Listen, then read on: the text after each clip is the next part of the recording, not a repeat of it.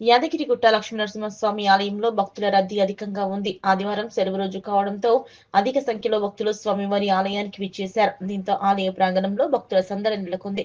ఉచిత ప్రవేశ దర్శనానికి దాదాపు 2 గంటల సమయం, ప్రత్యేక ప్రవేశ దర్శనానికి దాదాపు గంట సమయం పడుతుంది.